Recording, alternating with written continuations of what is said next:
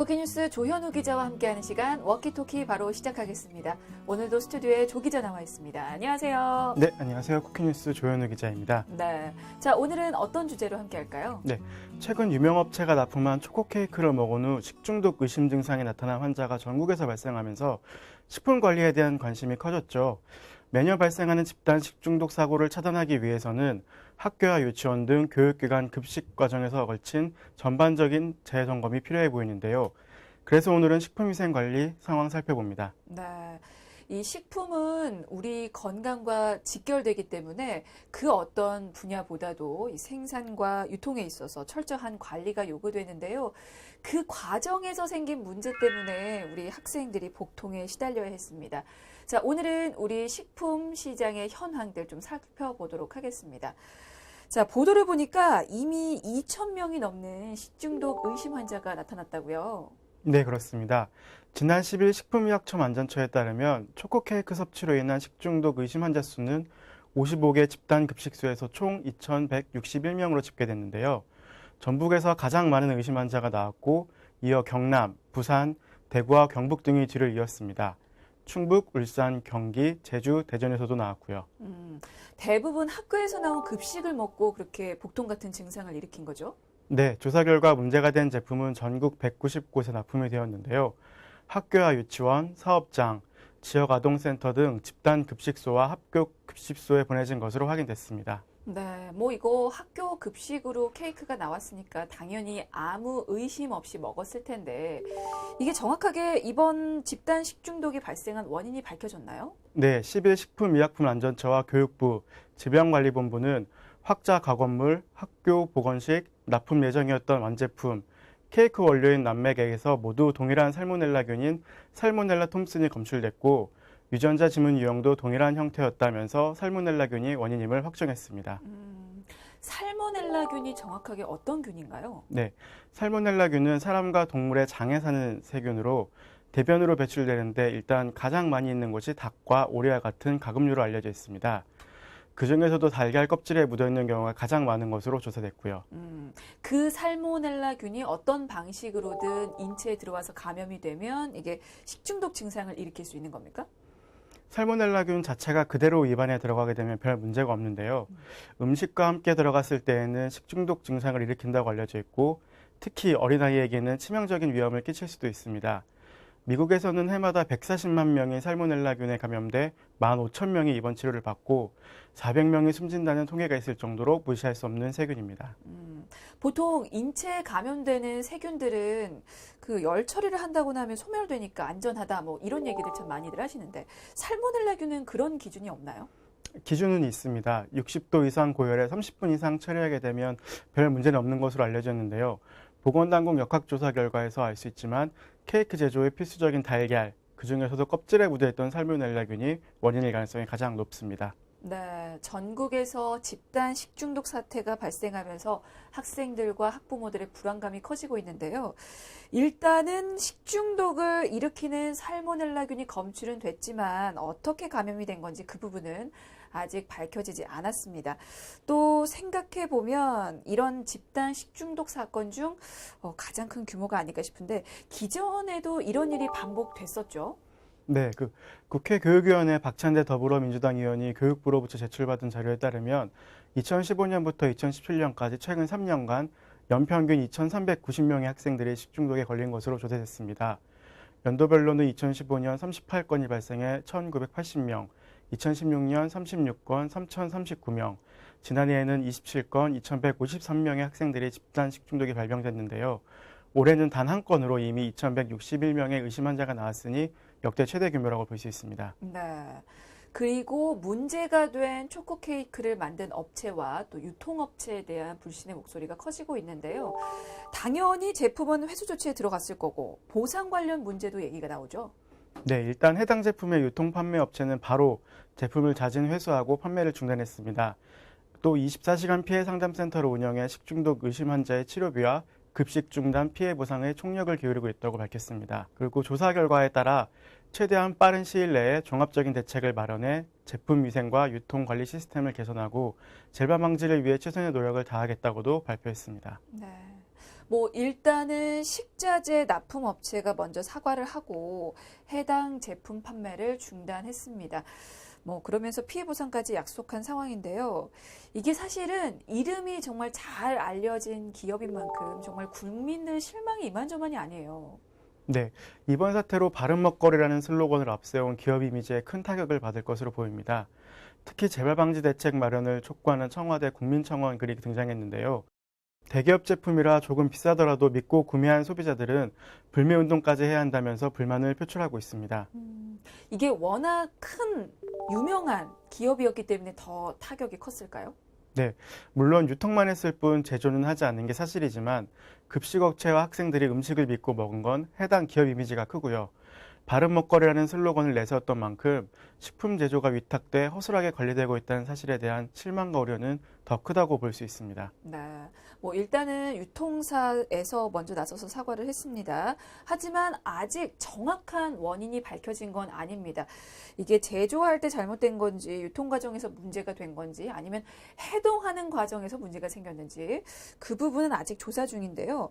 이번 사태로 인해서 논란이 되고 있는 부분이 있다고요. 네, 이번 사태는 해당 초코 케이크를 만든 공장이 햇섭 인증을 받았다는 점 때문에 논란이 더 커지고 있습니다. 이 제조사는 식약처로부터 2016년 5월 23일 햇섭 인증을 받은 것으로 나타났는데요. 소비자들은 햇섭 표시가 있으면 국가가 보증한 안전 먹거리라고 생각하는 만큼 그 부분에 대한 비난의 목소리가 커지고 있습니다. 햇섭에 대해서도 좀 더 자세히 알아볼까요? 네, 식품안전관리 인증기준 햇섭은 식품의 원료 관리부터 제조, 가공, 조리, 유통까지 모든 과정에서 각 가정의 위해 요소를 확인해 중점 관리하는 기준을 말합니다. 안전한 우주 식량을 만들기 위해 미국에서 실시한 것이 최초인데요. 우리나라는 1995년 식품의 안정성 확보 등을 목적으로 식품위생법에 관련 조항을 신설하고 시스템을 마련해 시행하고 있습니다. 근데 이 햇섭 인증도 받고 싶다고 해서 다 받을 수 있는 건 아닐 텐데 어떤 과정을 통해서 받을 수 있습니까? 식품 제조 및 가공업체, 집단 급식소가 햇섭 인증을 받기 위해서는 절차가 꽤 복잡합니다. 현장 위생 점검과 시설, 설비 개보수, 선행요건 프로그램 기준서 작성, 선행요건 프로그램 현장 적용, 제품 설명서, 공정 흐름 도면 등 작성이 필요하고요. 위해 요소 분석과 햇섭 관리 계획 수립, 관리 기준서 작성도 이어져야 합니다. 그 후에도 햇섭 교육과 훈련 및 시범 적용을 거친 뒤에야 햇섭 시스템에 본 가동할 수 있으며 이에 대한 인증을 받을 수 있습니다. 네. 생각보다 전문적이고 복잡한 과정이 필요하군요. 그 말씀 중에 기준서를 작성해서 현장에 적용해야 하는 선행 프로그램도 해야 한다고 했는데 이건 어떤 내용들이 포함되어 있습니까? 선행요건 프로그램에는 영업정과 종업원, 제조시설, 냉동설비, 용수, 보관, 검사, 회수 관리 등 영업장을 위생적으로 관리하기 위해 기본적이고도 필수적인 위생관리 내용 등이 모두 포함되어 있습니다. 작업 담당자, 작업 내용, 실시 빈도, 실시 상황의 점검 및 기록 방향을 정한 후 구체적인 관리 기준서를 만들어 종업원이 준수해야 하고요. 기록의 보관과 유지도 규정하고 있습니다. 네. 햇섭 인증을 받기가 생각보다 꽤 까다롭구나 싶은데요. 이렇게 복잡한 과정을 거쳐야 함에도 불구하고 업체들이 햇섭 인증을 하는 이유는 뭘까요? 관련 업체가 햇섭 인증을 취득을 위해 뛰는 것은 그만큼 소비자들에게 먹을거리 안전이 중요하고 이를 지키고 있다는 것을 보여주기 위해서입니다. 인증을 받은 곳에 대한 신뢰가 높은 만큼 햇섭 인증을 받아야 소비자들의 인정을 받는 거죠. 그래서 그런지 요즘에는 정말 햇섭 인증 마크가 많이 보이더라고요. 네, 지난해 8월 기준으로 총 4,691개소였던 햇섭 인증 업체는 지난해 말 5,031개소, 올해 2월 5,182개소, 올해 5월 5,345개소 등으로 계속 누적수가 증가하고 있는데요. 현재 절반 이상의 농장, 제조업체가 햇섭 인증 업체라고 볼 수 있습니다. 네. 우리가 그 햇섭 인증 마크를 보고 믿고 있는 건데, 그런데 이번 집단 식중독 사태가 발생하면서 논란이 되고 있습니다. 자, 그렇다면 구체적으로 어떤 부분이 논란이 되고 있는지도 좀 볼까요? 문제는 현행 햇섭이 제조 공정과 사후 관리에만 집중되어 있다는 점입니다.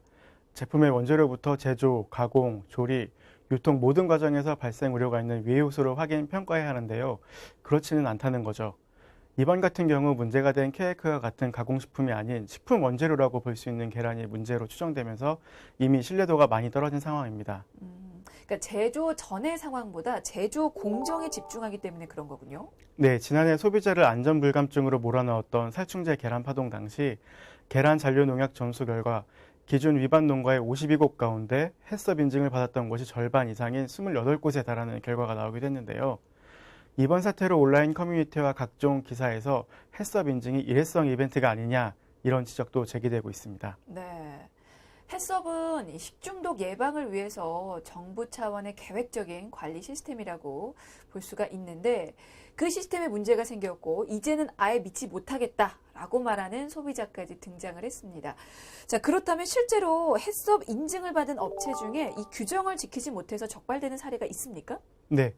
바른미래당 최도자 의원이 식약처로부터 제출받아 지난 7월 발표한 인증 자료에 따르면 해썹 인증 업체 중 2015년 187곳, 2016년 239곳, 지난해에는 291곳이 식품위생법을 위반한 것으로 드러났습니다. 아, 이게 규정을 위반했다는 건 결국 국민 건강을 위협하는 해썹 인증 업체가 늘고 있다는 뜻인데요.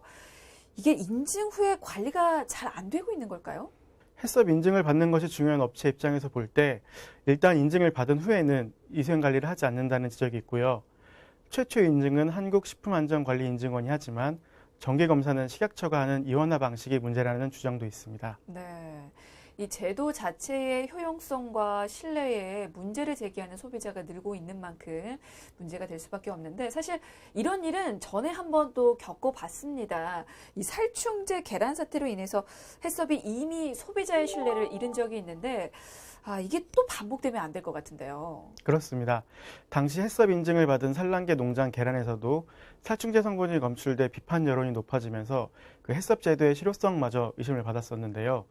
식약처는 살충제 계란 사태 후속 조치로 지난해 10월 살충제와 농약 등을 제대로 관리하지 않고 쓰는 닭과 오리 농장은 해썹 인증을 받지 못하게 인증 기준을 강화했습니다. 하지만 이번 집단 식중독 사태로 인해 또 한 번 국민들의 신뢰가 무너졌습니다. 근데 이렇게 되면 이 해썹 인증 취소 사례도 이어질 것 같은데요? 네, 실제로 더불어민주당 기동민 의원이 식약처로부터 제출받은 자료에 따르면 해썹 지정 반납 및 취소 업체도 2012년 65곳에서 2016년 254곳으로 매년 증가한 것으로 나타났습니다. 그러면 이번에 집단 식중독 사태를 일으킨 초코케이크 생산 업체도 해썹 인증 취소가 가능할까요? 인증업체 생산 제품에서 식중독균이 검출되었다는 이유로 해썹 인증을 취소하기는 어려운 것이 사실입니다. 다만 발생 원인으로 확정되는 경우 식품 제조, 가공업, 영업 등록이 취소될 수 있습니다. 근데 이게 사실 비단 해썹 인증 제도가 아니더라도 이 식품 원재료부터 관리해야 하는 게 당연한 거 아닐까요? 네, 맞습니다. 사실 대부분의 세균성 식중독의 경우 농수축산물 등 원료 유래로 발생하는 경우가 많은데요. 이번 집단 식중독 사건도 초코케이크의 크림에 사용된 계란이 살모넬라 오염원으로 의심되는 만큼 제조, 유통보다는 농장 등 생산 단계 안전관리에 더욱 신경을 써야 합니다. 네. 그리고 이번에 문제가 된 초코케이크는 냉동식품을 해동해서 급식으로 내놨습니다. 자, 그러면 이 냉동식품에 대한 관리도 좀 필요해 보이는데요. 이게 여름철이라든지 요즘 같은 환절기에는 특히나 이 해동 과정에서 오염되는 경우가 많잖아요. 네, 냉동식품은 냉동 상태로, 냉장식품은 냉장 상태로 보관, 유통되지 않으면 오염된 세균이 급격히 증식할 수 있어 식중독을 일으킬 가능성이 더 높아집니다. 운반하는 트럭도 당연히 냉장, 냉동 관리를 철저하게 해야 하고 급식소에서도 해동 시 냉장 보관하지 않고 상온에 방치하거나 오랜 시간 보관하다 급식했을 경우 문제 발생할 가능성이 더욱 높아질 수 있습니다. 그 관련해서도 주의가 필요하고요. 네, 알겠습니다. 자, 오늘 워키토키는 여기까지입니다. 지금까지 쿠키뉴스 조현우 기자였습니다. 고맙습니다. 네, 감사합니다.